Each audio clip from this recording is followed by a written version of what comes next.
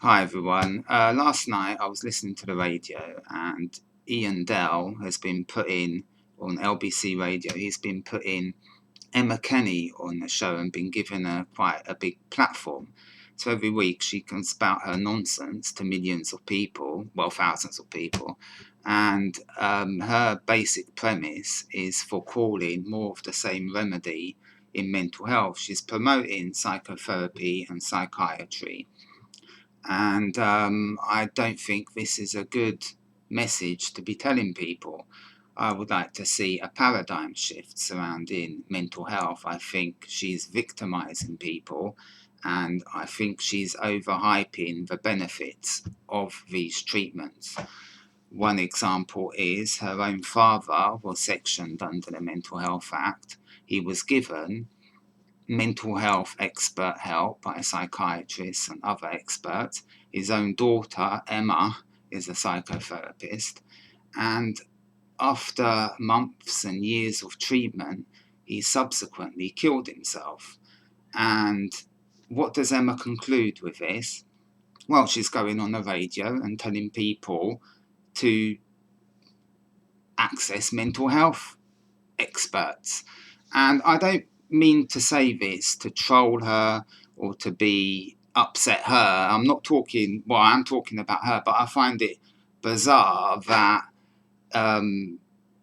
someone who can't even cure her own family member with access to mental health treatment is telling the rest of the nation to access psychiatric treatment.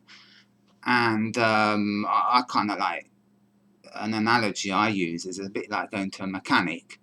If you know a mechanic can't even fix his own car, has blown up the neighbour's car, you wouldn't then allow them onto the radio and say, hey, today's, mechanic or car expert is going to preach to the public and tell them how the best way to fix their car. You can't fix your own car, and you're going to tell everyone else how to fix their car. I find that absolutely insane, to be quite honest. And I don't apologise to hurt her feelings, and I'm not saying that to attack her personally.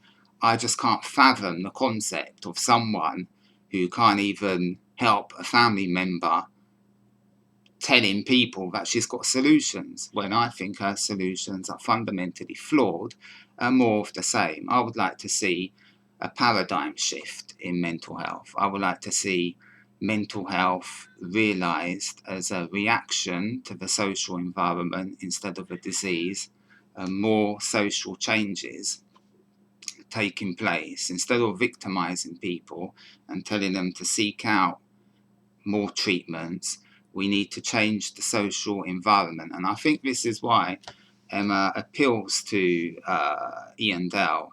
Ian Dell is right wing. He believes capitalism is the best social environment. And I'm not a socialist, I'm not a Marxist.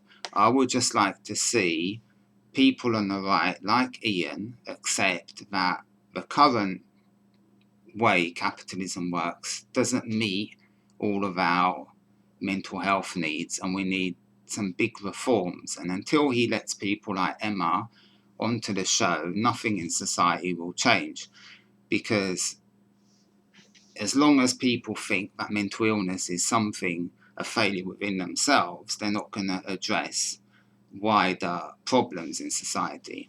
I think the way we live is extremely stressful. A lot of people can't handle the stress.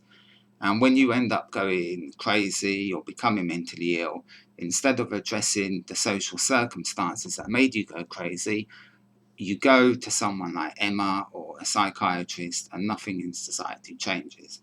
Just a couple of examples of how I would like to see society changed. I think the government should intervene in the housing market. No, there should be, you're not allowed to put rents, for example, above a certain amount. So anyone who's on the minimum wage has to be able to access rents in a housing market, affordable rents. So perhaps we need to lower the rents to, say, you're not allowed to put it higher than 700 a month for a property in London. So at least people on low wages can afford it, and they're not going to go crazy trying to pay their rents all the time. In the school system, I think instead of having a one-size-fits-all approach, we need to possibly think about taking away exams and just telling people not to stress about exams so much, and there is going to be a job for you at the end of it, and don't worry about it, instead of putting too much focus on exams. Different schooling environments, maybe some kids prefer staying at home because they don't like to socialise too much, and we need to adapt society more for them. I think we need to accept that some people under capitalism find pitting their labour against other people very bad for their mental health, and we need to think about local government giving people jobs because they find job interviews and working in low paid jobs very stressful, and their mental health needs aren't being met.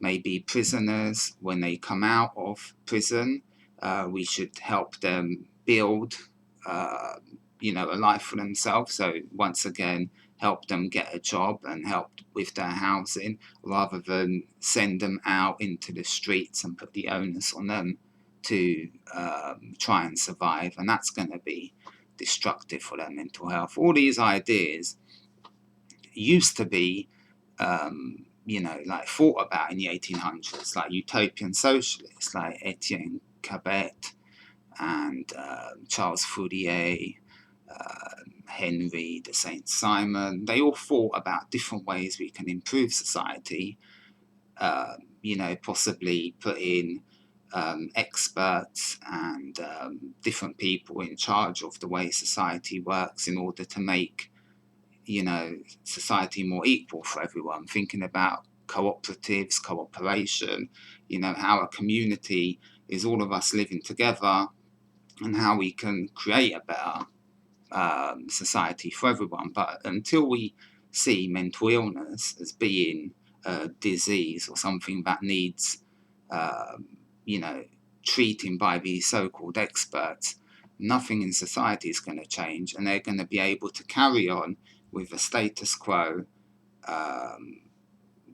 indefinitely. So I'll just play you a clip now of what infuriated me last night, and this is Emma telling one of her callers to access psychiatry and more mental health treatments. And I think we're not going to be able to change public opinion if she's given such a prominent platform. So I hope people agree with me, and I hope I didn't upset Emma, because I don't mean this, to talk about her father in this way. But thank you for watching, and I'll play you the clip. Therapy is different to psychiatry. So psychiatrists are qualified physicians with a high level of specialism in psychiatry. Now, the reason I'm saying that is because there is a diagnostic tool, which is DSM, and it's a very lengthy procedure. And when they do the questions and analyse it, what they find out are often the nuances that mental illness present. So you might be on antidepressants your whole life, but actually, when you've gone and seen a private psychiatrist, and I say private just because it means you get a really good service, and whilst it might cost you a little bit more than you would if you were going, for example, on the NHS, it's when I say it's worth every penny if anybody can afford one of these, if they've had a long-standing mental illness, what you find is a real quality of service regarding understanding nuances. Now, the only reason I'm saying it is because if you've been on antidepressants, for example, a long period of time and they haven't been effective, then we need to look at actually what will be effective, or if you need to not be on them, and so on and so forth.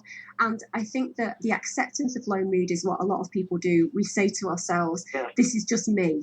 And actually, what I want to just say to you tonight is thanks for ringing and having that conversation and being very honest and brutally honest about your own experiences and the consequences of those thoughts at times.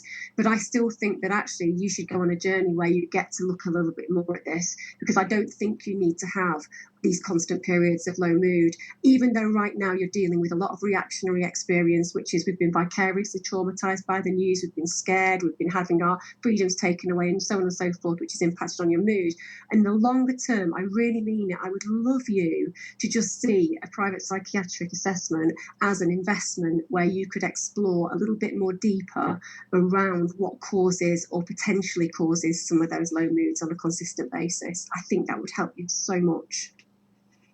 Okay, Matthew, thank you very much indeed.